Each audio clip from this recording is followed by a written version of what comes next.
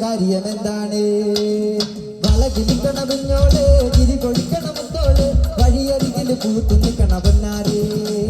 തനിച്ചിരിക്കണ നേരത്ത് അടുത്തു വന്നവനാരാണ്? അവനരികിൽ ചെന്ന കാര്യം എന്താണ്?